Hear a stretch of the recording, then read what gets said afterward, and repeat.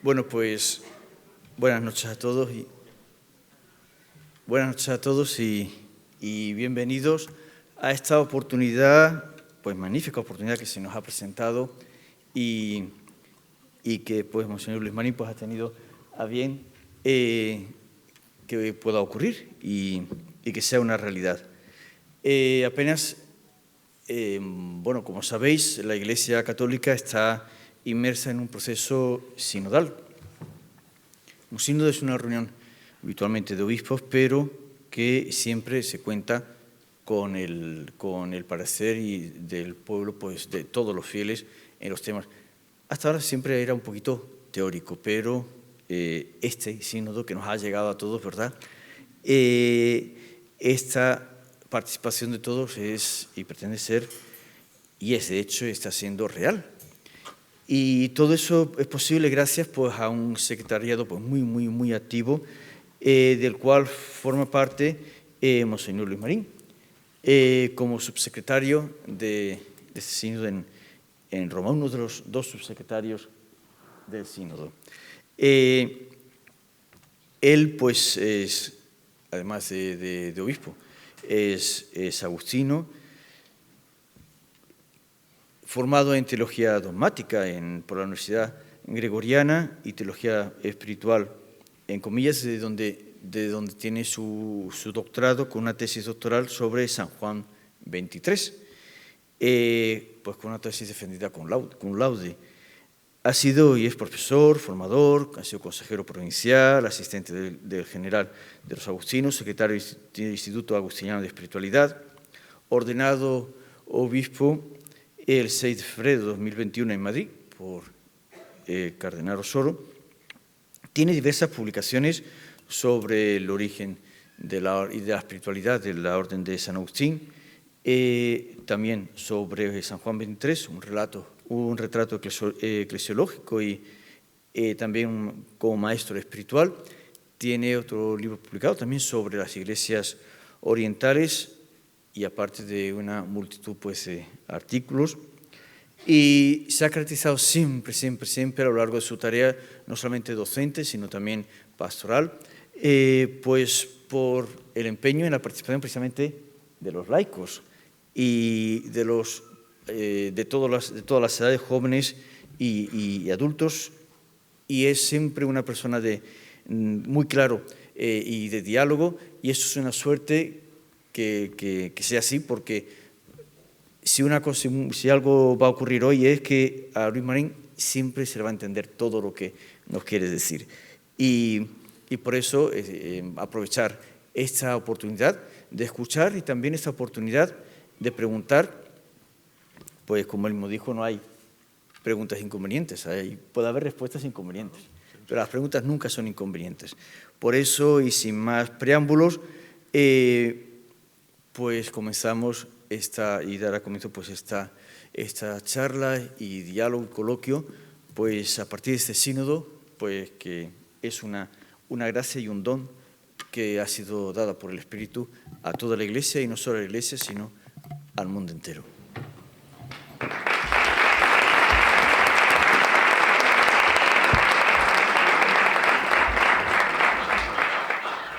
Me presenta bien, me presenta con cariño.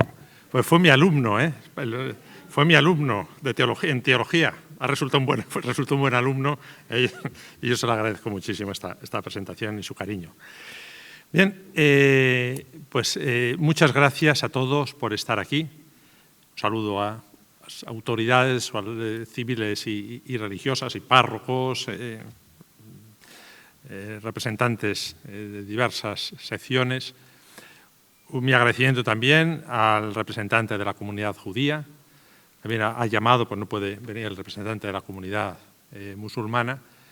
Y a todos vosotros, todos los que estáis aquí esta tarde, para participar en este coloquio, en este encuentro sobre el sínodo, que yo he titulado Te propongo la alegría. Estaba aquí pensando, se está haciendo realidad una anécdota, una vivencia del Papa Juan XXIII. El Papa Juan XXIII, cuando fue elegido, en 1958, salió al balcón, como saben los papas al principio, a dar la bendición, y él dice había focos que me enfocaban en la cara, como a mí ahora, y yo no veía nada. El Papa no veía nada. Yo ahora tampoco les veo a ustedes. Y dice el Papa, yo no veía nada, no vi a la gente en la plaza de San Pedro, di la bendición, pero no vi a nadie. Dice, al volverme para entrar en el balcón, otra vez en el Vaticano, dice, me encontré con ese crucifijo grande que tienen los papas, que sale en procesión, la cruz procesional, me la encontré y vi a Cristo, me encontré con la figura de Cristo. Dice, yo pensé inmediatamente, Cristo me estaba diciendo, si tú no eres humilde y te entregas a los demás como yo en la cruz, no verás nada, estarás ciego ante las realidades del mundo. Entonces yo esta tarde me presento ante vosotros también pensando que si yo no soy humilde y que si no me entrego totalmente por amor en este camino sinodal, pues no conseguiré nada, no veré nada de las realidades del mundo, estaré ciego en este camino. Yo espero que este tiempo que se ha inaugurado en la Iglesia sea para todos de verdad, con todo el corazón lo digo, un tiempo de renovación y un tiempo de esperanza. El sínodo es eso. Hay gente que puede pensar, el proceso sinodal es una invención, ¿no? A ver si cambiamos estructuras o a ver si mejoramos. No, todo eso vendrá después. Las estructuras, los cambios. El proceso sinodal lo que quiere en su esencia es una vivencia coherente de la fe. Que la Iglesia sea de verdad la Iglesia de Cristo. Una vivencia coherente de nuestra fe. Hay que admirar la coherencia allí donde se encuentra. Las personas que son coherentes. Y a veces los cristianos no lo hemos sido. A veces nos hemos dejado llevar, a veces nos hemos metido en la rutina, nos hemos llegado a arrastrar por la rutina, por las costumbres, hemos ido perdiendo el entusiasmo. La alegría es signo de la vida cristiana. Hay documentos papales muy bonitos, que yo pues recomiendo leer, porque evidentemente en esa tarde no los puedo resumir. La exhortación apostólica Gaudete in Domino de Pablo VI, sobre la alegría cristiana, la recomiendo, es de 1975. Es un documento, se puede encontrar todos estos en internet fácilmente. Luego de Francisco, curiosamente, los 3 documentos más importantes hacen referencia a la alegría. La exhortación apostólica Evangelii Gaudium, la alegría del Evangelio, de 2013, al inicio del pontificado, que es un poco el documento programático del pontificado de Francisco y donde no encontramos las claves del proceso sinodal. Si no se lee Evangelii Gaudium no se entiende qué es lo que quiere el Papa de este proceso sinodal. Eso fue después del Año de la Fe, cuando publicó este documento. Después la exhortación apostólica de 2016, Amoris Laetitia, la alegría del amor, después de los sínodos sobre la familia. Y en el 2018 la Gaudete et Exultate, es la llamada a la santidad. Gozaos y exultad, exultad de gozo, como llamada a la santidad. Son los documentos papales, es bonito, está en línea de la alegría. Estamos en el tiempo de Pascua, estamos en la octava de Pascua, que es el tiempo de la alegría. En el Evangelio de Mateo, si recordamos, cuando Jesús se aparece a las mujeres, ¿qué les dice? Alegraos, alegraos. Yo creo que hoy también el Señor es lo que nos dice a nosotros, alegraos. Uno de los problemas que tenemos en nuestro mundo es el creciente pesimismo, que nos lleva como una tristeza a vivir la vida con resignación, tristes, a cerrarnos en nosotros mismos, a ver en los demás a enemigos. A los que no piensan como nosotros son nuestros enemigos. Oiga usted, no son nuestros enemigos, son nuestros hermanos. Hay que cambiar esta agresividad que tenemos. Quien no piensa como yo es mi enemigo. No, evidentemente no. La resurrección de Cristo supone un salto cualitativo. Por tanto, la resurrección de Cristo inaugura para todos nosotros un tiempo nuevo. Nos implica. Cristo resucitado es el Cristo unido a su Iglesia. Si la Iglesia no está unida a Cristo, sería meramente una institución humana, una estructura meramente humana. Entonces cabe la política, caben las desigualdades, la ambición, la lucha por el poder, las ideologías.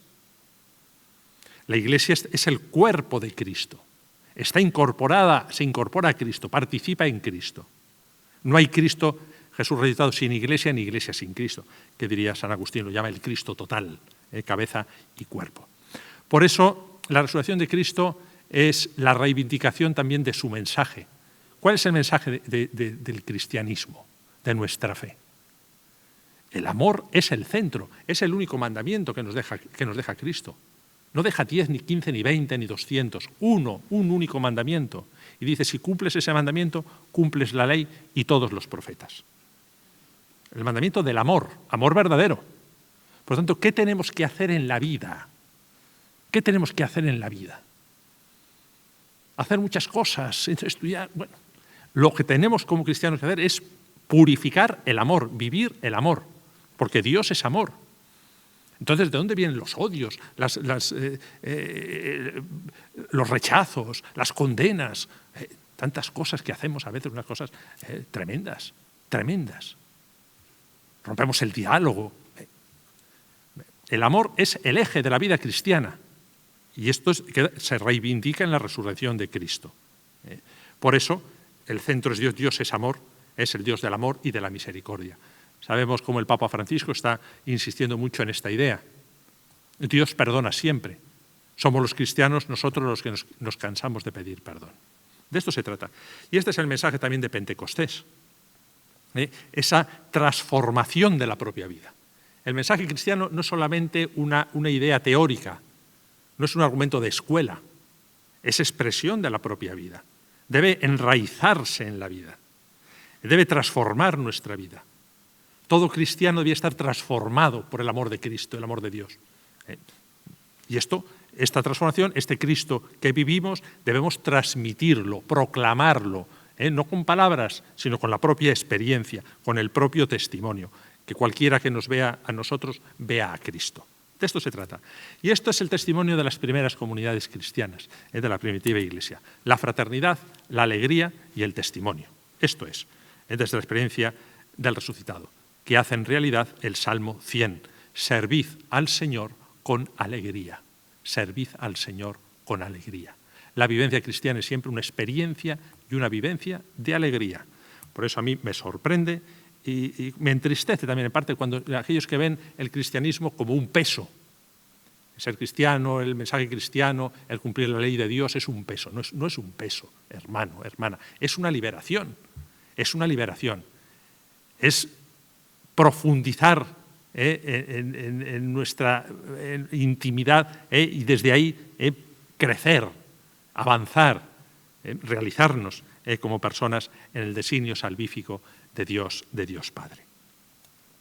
Cuando se pierde la alegría, ¿qué ocurre? En primer lugar, se enfría el entusiasmo. Quizá algunas personas, si me lo han dicho, en estos momentos, pues se nos ha enfriado un poquito el entusiasmo en nuestra vida. Buscamos, lo primero entonces, ¿qué ocurre? La rutinización. Hacemos rutina a las cosas. Las celebraciones litúrgicas, la Eucaristía, todo es rutina, nos acostumbramos, hasta nos acostumbramos a Dios, nos acostumbramos a la vida. Nos acostumbramos a la vida. ¿Cuántas veces hemos dado gracias a Dios por nuestra vida, por estar vivos? Ninguno de nosotros ha hecho nada por estar vivo. Y sin embargo hemos sido llamados a la existencia. Eso es un milagro, una maravilla. Podríamos no existir y el mundo seguiría sin nosotros perfectamente. Hemos sido llamados a la vida. Entonces, no podemos hacer de nuestra vida una rutina, una costumbre cansina, arrastrar la vida, ¿no? La rutina. Otra consecuencia cuando se nos enfría el entusiasmo es la búsqueda de las seguridades, el abandono del riesgo. No quiero arriesgar nada. Mis seguridades sobre todo en los aspectos materiales, en la materialidad, en el tener cosas, en el poseer, en el ser importante, en los prestigios sociales. Esto es, buscamos seguridades y no queremos arriesgar nada. Fijaos, los apóstoles salen dejando todo, cargados solo con el mensaje, la buena noticia de Cristo resucitado. No se nos pide saber muchas cosas, no se nos pide estar muy preparados, sino testimoniar a Cristo vivo y resucitado en medio del mundo. Y el Papa nos dice, arriesguen. Los cristianos deben arriesgar. No se queden en las seguridades, arriesguen, no tengan miedo a equivocarse, no tengan miedo al error. El Señor les ayudará. El Señor no nos pide acierto, sino que nos demos por amor completamente, con generosidad. Somos Cristo en medio del mundo. Si se enfría el entusiasmo, es decir, es como cuando nos separamos, un planeta se separa del Sol, es cada vez más frío, más frío. Cuando nosotros nos separamos de Cristo, de la experiencia de Cristo, nos vamos enfriando, se pierde el entusiasmo. Y luego vienen también los escándalos tremendos que han azotado a la Iglesia, terribles. Porque no está Cristo presente, porque nos hemos olvidado de Cristo, porque nos hemos separado de su amor. La razón es el olvido de Cristo. No hay experiencia personal. Se ha abandonado la oración, la dimensión orante. Tanta gente le cuesta orar. Y en este proceso sinodal nos estamos encontrando con que una de las dificultades que estamos teniendo es esto. Cuando decimos es un proceso orante. Ya decimos, nos cuesta mucho trabajo orar, no sabemos cómo hacerlo. Estamos en el mundo de las prisas, en un mundo... entonces, si nos olvidamos de Cristo, viene la profesionalización, las estructuras de poder, la ideologización, y se pierde también la dimensión comunitaria. La Iglesia es una comunidad, una familia. Una familia. ¿Cómo podemos...? Todos decimos, es verdad. Bueno, si a veces vivimos nuestra fe en el anonimato, no conocemos a los demás, no nos importan los demás, no estamos vinculados a los otros, damos mecánicamente la paz, y si se quita el registro de la paz, pues tampoco pasa nada. Decimos, queridos hermanos y hermanas, y no es verdad, y debiera serlo. Es decir, se pierden, si no vivimos a Cristo, en la resurrección de Cristo, se pierden muchas cosas. Nos enfriamos. Es decir, la sal se vuelve sosa, la luz no ilumina, no calienta. Entonces, así estamos. Y se nos ha pedido ser sal de la tierra y luz del mundo. Entonces nos resentimos hacia adentro y también hacia afuera. Somos cristianos tibios, nos quejamos mucho, no vivimos a Cristo, no somos felices y tampoco transmitimos felicidad a los demás. Transmitimos cansancio, transmitimos resignación. Claro. Esto es. La Iglesia, pues a veces decían que en la Iglesia debemos todos nosotros tener mucho cuidado, porque si perdemos ese sentido espiritual, nos convertiremos en una Iglesia aburguesada y burocrática, que decía Alfred Delp, un mártir del siglo XX. Vendrá la escasez vocacional, no transmitimos entusiasmo, no transmitimos nada, y pesimismo y tristeza. De las primeras comunidades cristianas, si analizamos, dicen los padres de la Iglesia, que había dos elementos que eran el enganche para los paganos, para que se convirtieran, al menos para que vinieran con nosotros. ¿Cuáles eran? El primero era el sentido comunitario, se sentían en familia. Era de verdad una familia, con problemas, pero una familia. Y segundo, era la alegría, transmitían alegría. Entonces, de esto se trata. Por eso, el proceso sinodal viene a responder a esta realidad. Debe quedar claro desde el primer momento. No es una apuesta por un cambio burocrático, por un reparto de poder, un cambio de estructuras. El proceso sinodal va a la esencia de la Iglesia, a recuperar la coherencia de nuestra vivencia cristiana. Esto es. Este es el proceso sinodal. Se trata de acercarnos a Cristo, de participar en Cristo, de ser auténticamente Iglesia. Por tanto, el Papa no inventa nada. Se trata de ser la Iglesia de Cristo. Una conversión a la fuente de la vida y de la alegría. Una propuesta de coherencia. Por eso, como saben, yo creo que esto ya en todo este tiempo sí va calando, que sínodo significa caminar juntos. Al principio, cuando hablábamos de sínodo, enseguida, pues inmediatamente a mucha gente les venía a la mente el sínodo de los obispos. Dice, no, el sínodo de los obispos es un modo de concretar la sinodalidad, pero hay otras muchas cosas. La Iglesia es la que es sinodal, Por eso la sinodalidad, el sínodo, no termina nunca. Pertenece a la esencia de la Iglesia. Pertenece a la esencia de la Iglesia. Entonces, ¿cuándo termina el sínodo? Cuando termina la Iglesia, no termina nunca. Y esta sinodalidad, este caminar juntos, se expresa de muchas maneras. ¿Por qué decimos caminar? ¿Caminar qué es? Primero, caminar, cuando hablamos de caminar, no es evidentemente ponernos en un camino físicamente, hacer una peregrinación física, no se trata de eso. Cuando hablamos de caminar, significa profundizar en Cristo. Nunca terminamos de conocer a Cristo suficientemente. No hay nadie de nosotros que diga, yo ya conozco totalmente a Cristo, ya no necesito más. No, no. Profundizamos en Cristo resucitado, que es una persona viva, me relaciono con Él. Entonces se trata de profundizar en la experiencia de Cristo. Es decir, un camino hacia adentro. Y al mismo tiempo también es un impulso evangelizador. Caminar significa transmitir, significa comunicar, significa la misión hacia afuera. Es un camino también de santidad, de perfección, ir mejorando, ir perfeccionándonos. Ese camino hasta la consumación, más allá de la muerte, en la vida eterna. Esto es lo que entendemos por caminar. Esto pertenece a lo que es la Iglesia. No es una invención, no es una novedad. Profundizar en Cristo, transmitir a Cristo y avanzar en el camino de santidad, hacia la perfección que el Señor nos trae, hacia la felicidad que se nos ha prometido. Esto es caminar. Y juntos, que expresa la identidad de la Iglesia. La Iglesia es comunidad, es comunión, no es asamblea, no es parlamento, no es egoísmo, es comunión. Esta es la identidad de la Iglesia. Y al mismo tiempo también el modo expresa la identidad de la Iglesia, que es comunión, que es familia, y el modo, es decir, relación y ayuda recíproca. Nadie se salva solo. Me decía San Agustín, y expresa también el Papa Francisco, está insistiendo mucho en esto. Nadie se salva solo. En comunidad, una persona que se separa del cuerpo de Cristo, un miembro amputado del cuerpo de Cristo, está muerto. ¿Cómo te vas a salvar solo? Sino porque estás unido a Cristo, y estás unido a Cristo en la unidad de la Iglesia, dentro de la Iglesia, en la Iglesia. De esto se trata. Y estos juntos. Por tanto, la Iglesia sinodal es esto: caminar juntos, en comunión, participación y para la misión. Es una apuesta hermosa. Un reto precioso en este momento, precisamente en este momento de la pandemia, de la guerra, de la insolidaridad. Esto es.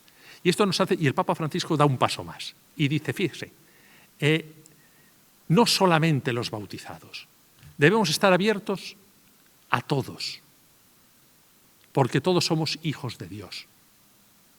Es el mensaje de la encíclica Fratelli Tutti. Todos somos hermanos.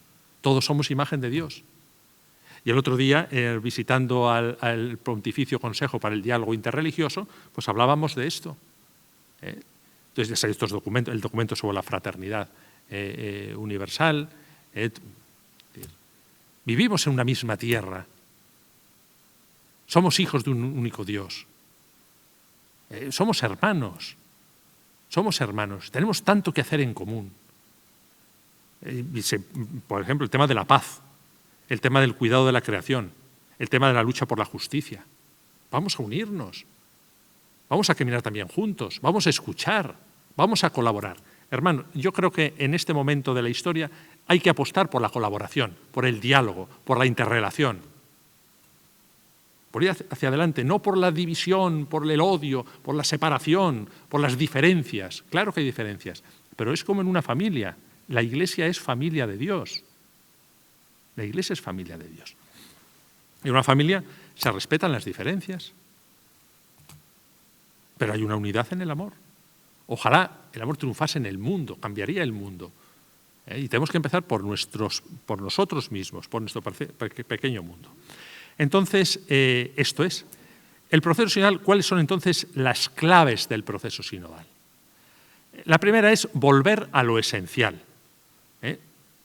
Decía, una propuesta de coherencia, una propuesta de coherencia. La segunda clave es recuperar la eclesiología del pueblo de Dios que nos propone el Vaticano II. Es decir, el sacramento básico para nosotros es el bautismo, no el orden sacerdotal. Entonces, en la Iglesia no podemos decir, pues es una pirámide, si es más importante el orden sacerdotal, entonces en la cúspide está el Papa, más importante, que reina como un soberano solitario. Después vienen los obispos, que son sus colaboradores como una aristocracia espiritual. Después sacerdotes, religiosos, y abajo la gran base, los laicos. Son laicos, son los que no tienen nada, no tienen ninguna vocación. ¿Y qué hacen? Pues bueno, pues obedecen, ayudan cuando se les pide, están allí, tranquilos. Esto es una barbaridad. Esto es un horror. Esta no es la Iglesia de Cristo, la iglesia piramidal, la Iglesia clerical. El bautismo es el sacramento básico. Y entonces, siendo el bautismo el sacramento básico, nos iguala a todos. Todos somos iguales. Todos somos iguales. No más importantes unos que otros. Caminamos juntos. Mismo nivel. Si recuerdan el logotipo del proceso sinodal, lo quisimos poner así. Debajo de un árbol que hace como llama también del Espíritu Santo y el árbol de la Iglesia, está el pueblo de Dios que camina. Y el obispo está en medio, y los que van abriendo camino son unos niños, y hay una monja también entre medias, y unos ancianos, y todos estamos al mismo nivel. Pero no todos iguales, no todos lo mismo. Es decir, no hay una identificación, no hay un uniformismo, que sería el otro error. El otro error, pensar que todo es un régimen asambleario, todo se resuelve a votos, no hay diferencias entre unos y otros. Volvemos al ejemplo de la familia. El padre es el padre siempre. Y la madre y los hijos, cada uno tiene una personalidad diferente.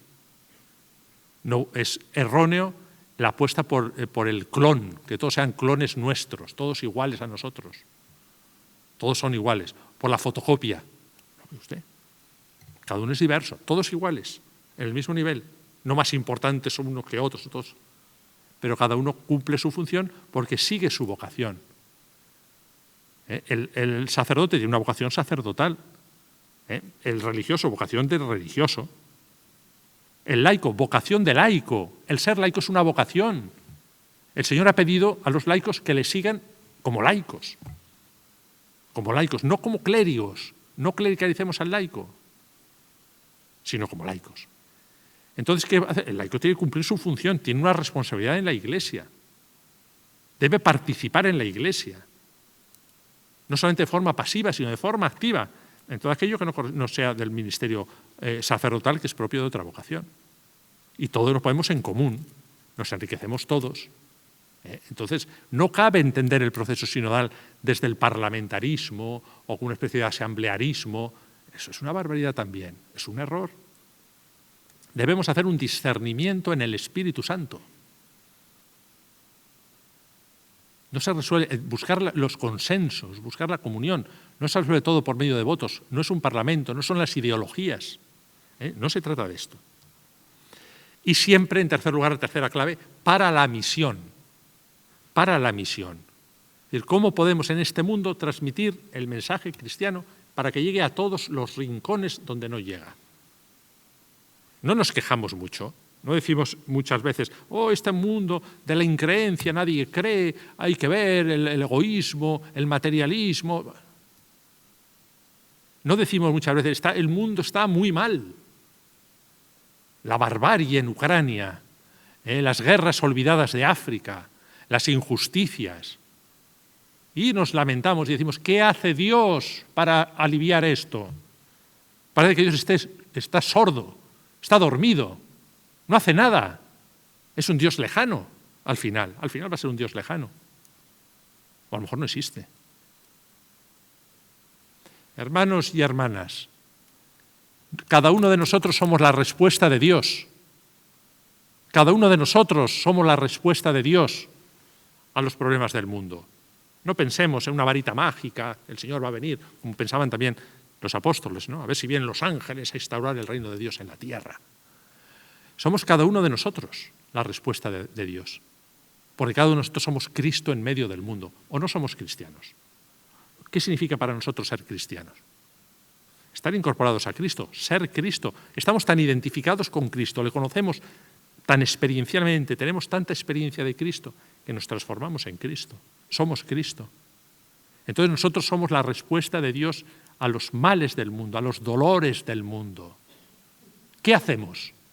Quejarnos, no hacemos nada. Pues entonces estamos traicionando nuestra vocación. Entonces esto es la misión. La misión. Y el proceso sinodal, pero no como un peso enorme, por favor, sino como expresión de alegría, como experiencia de alegría y como expresión de alegría. Esto es importantísimo.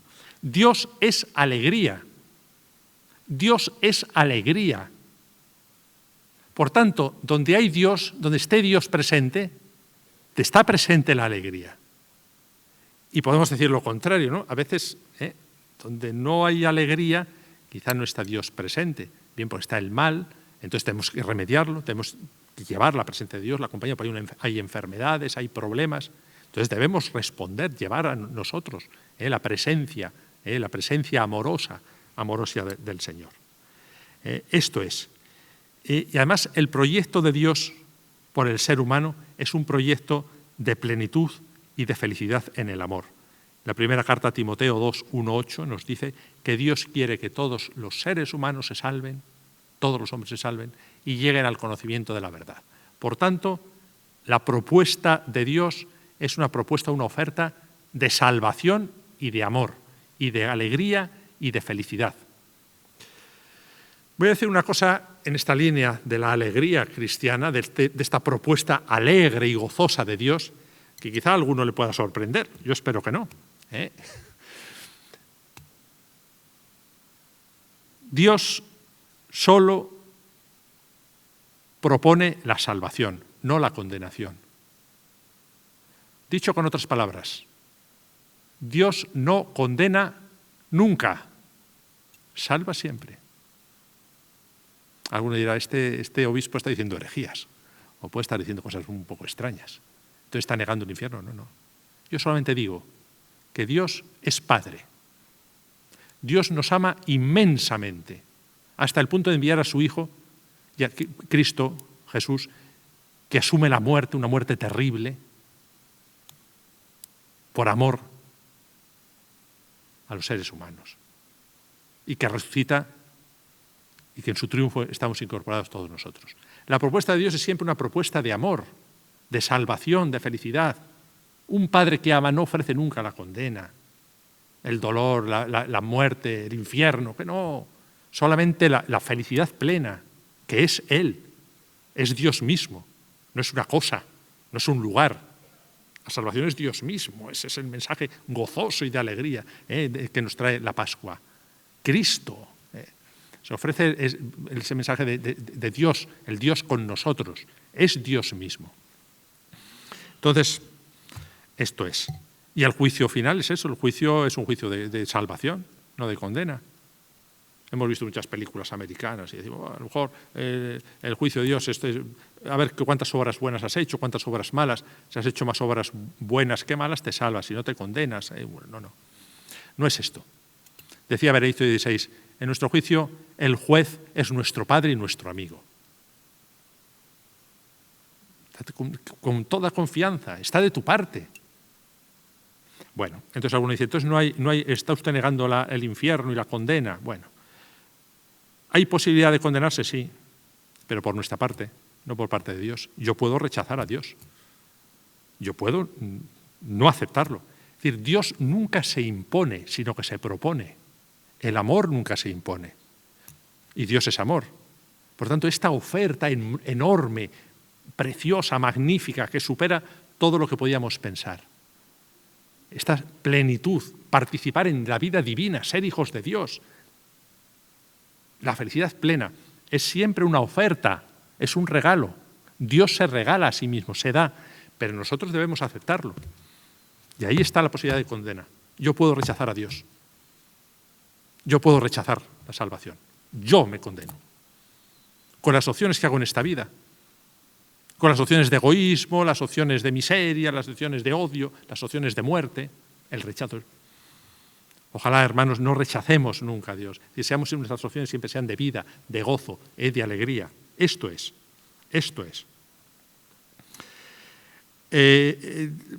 Ricardo de San Víctor, aquel teólogo medieval, decía que Dios es don de alegría, porque es la felicidad, que se entrega en el Hijo y que se realiza en el Espíritu Santo. Por tanto, el cristianismo es un mensaje de alegría. Esto es la buena noticia. Esta es la buena noticia. Y el proceso sinodal debe ser un proceso también de profundización en la alegría. Y por eso yo les decía, el proceso sinodal debe ser un evento espiritual. No solamente reunirnos para hablar. Entonces estamos haciendo un trabajo a lo mejor burocrático o sociológico. Tiene que ser, ojalá, de verdad, una experiencia de alegría, una experiencia de Dios, una experiencia espiritual. Espiritual significa, es una experiencia del Espíritu Santo y es el espíritu de la alegría, como decía Ricardo de San Víctor y también San Agustín. Por eso es importante en el proceso sinodal la dimensión orante. Decíamos al principio, el proceso sinodal no termina nunca, es la Iglesia la que es sinodal. Debemos profundizar en lo que es caminar juntos, en la corresponsabilidad, en sentirnos implicados, en la misión. Esto es ciertamente. Y esto siempre a la luz del Espíritu Santo, si no, no es posible. Si no nos cansamos, o ahí vienen las divisiones, o las luchas por el poder.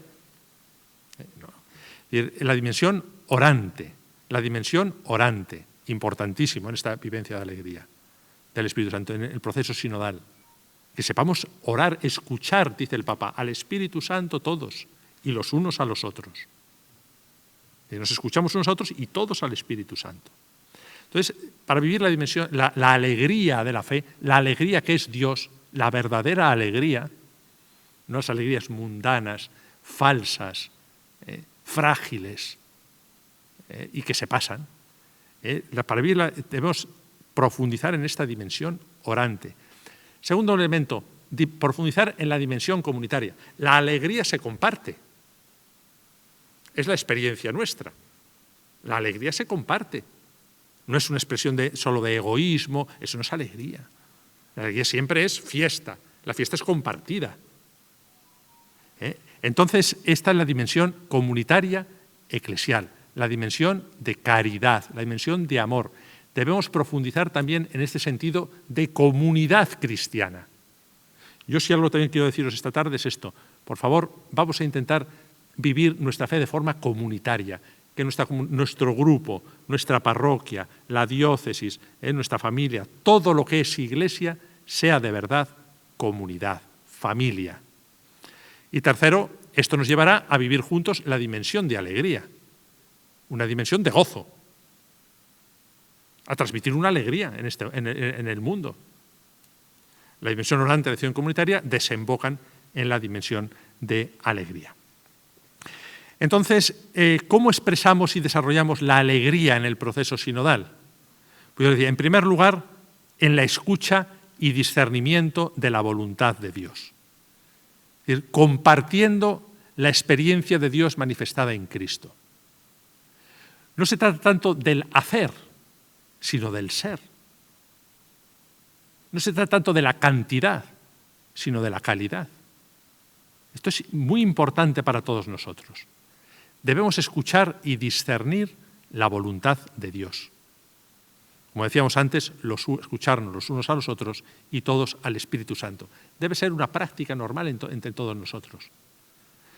Segundo, profundizar también en la realidad de Iglesia, en la amistad. En la amistad. A mí realmente me sorprende a veces cómo nos hemos dejado llevar por el anonimato, por la indiferencia, por el individualismo.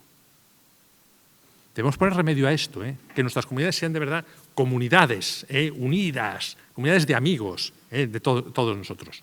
Esto es.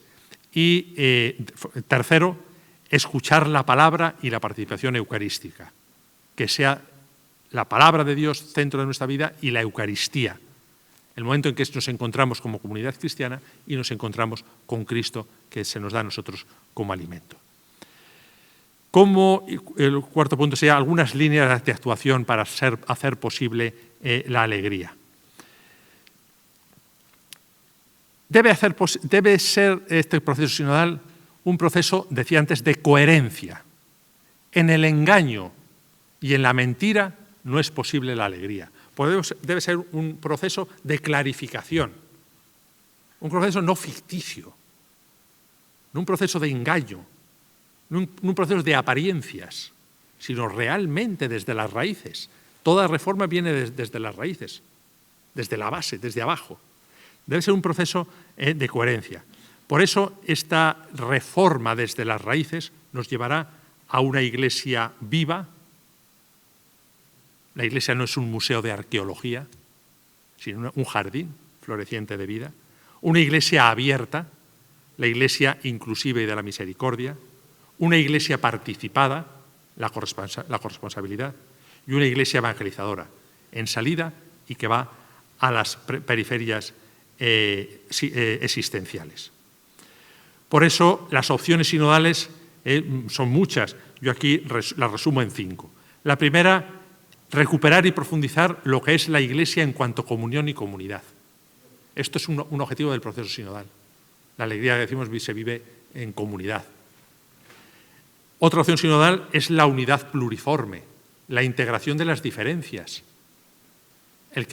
Hay tantos caminos para seguir a Cristo como personas existen en el mundo. Si hay unidad en Cristo, las diferencias se enriquecen. Si no hay unidad en Cristo, las diferencias se enfrentan. Debemos aceptar la diversidad, teniendo en cuenta lo que es esencial y lo que son modos, maneras. Por eso también es un proceso que tiene muy en cuenta las diferencias regionales, culturales, personales, y eso debe enriquecer a toda la Iglesia, vocacionales, eso enriquece a toda la Iglesia. Es la Iglesia de unidad pluriforme. Tercero, la opción sinodal es una opción de servicio como opción de vida. Si queremos de verdad vivir la alegría cristiana, la alegría de Cristo, hay que ser servidores, servir a los demás, no servirnos. Es decir, no, es tremendo el carrerismo, cuando se busca el poder, cuando los laicos buscan cómo mandar, cuando el sacerdote tiene miedo a perder el poder. Oiga, nos estamos equivocando y luego nos quejamos de que estamos tristes. La opción de alegría es la opción del servicio, es la opción del amor que sirve y que se dona y que se da.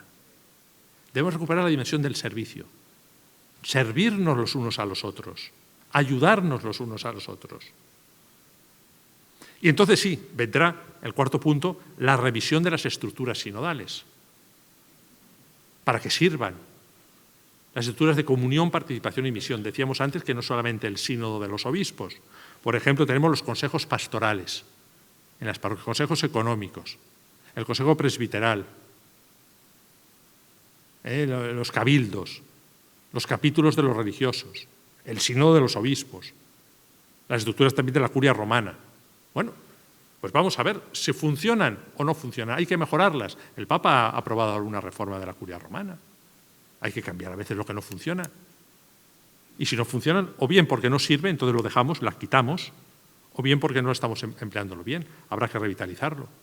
Se pueden crear otras estructuras de participación. Seamos creativos. No nos limitemos a lo de siempre, siempre se ha hecho así. Revisión de las estructuras sinodales, buscar medios de comunión, de participación y misión. Hay que moverse, hay que ser creativos, hay que dejar que nos impulse el espíritu. Salir de la calma a veces en la que estamos. Una iglesia viva, una iglesia entusiasta, una iglesia que participa, una iglesia acogedora. Esa es la iglesia de Cristo. Esa es la iglesia que enamora, porque está viva.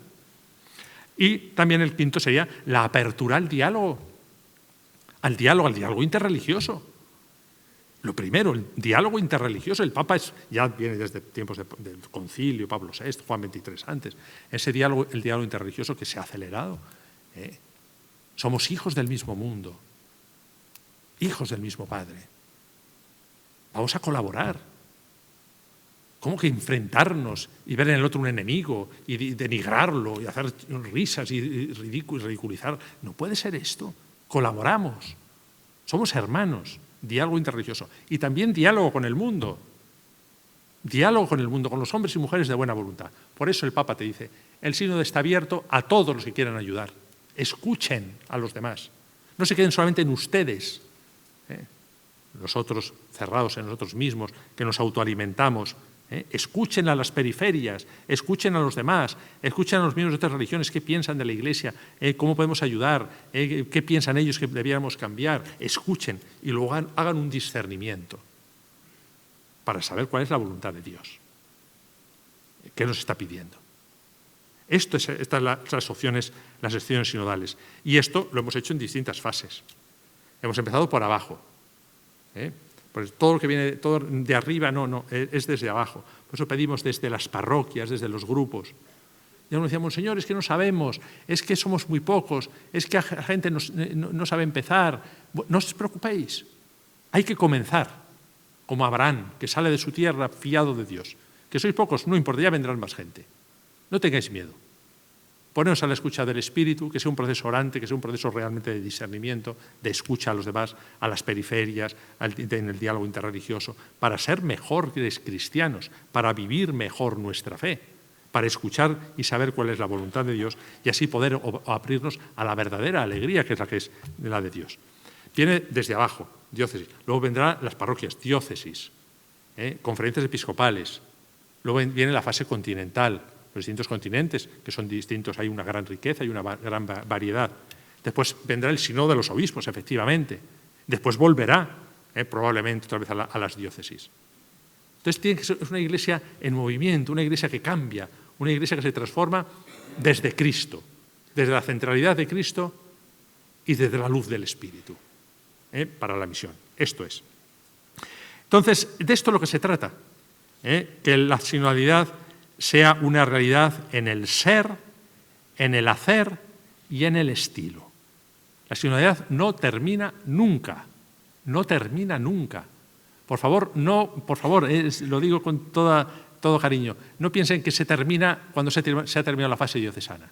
Ya hemos enviado las conclusiones, pues ya hemos terminado. No, hay que seguir profundizando en la comunión, la participación y en la misión. Que los grupos de la parroquia estén más interrelacionados. Seguir en la escucha de los otros, en la profundización en Cristo. De esto se trata. Pues unámonos al resucitado y transformemos la historia, transformemos nuestro mundo. La Iglesia tiene el deber de anunciar al mundo en una alegría incontenible la buena noticia que es Cristo, el Evangelio de Cristo. A esto estamos llamados, a vivir la alegría de ser cristianos, la alegría de la fe, la alegría verdadera de sentirnos amados por Dios, llamados a la existencia, miembros de la Iglesia que camina en esperanza, la alegría de la fe y la alegría que se comunica, llamados a una misión en este mundo y en este momento de la historia. Pues muchas gracias, yo no les canso más. Esto es lo que yo desde el corazón de verdad he querido transmitirles. El sínodo de verdad como expresión de alegría. El sínodo nos propone la alegría, te propongo la alegría de Cristo. Es una oportunidad y como todo lo que viene de Dios, se llama a nuestra puerta. Somos nosotros los que tenemos que abrirla. Pues muchas gracias por la paciencia.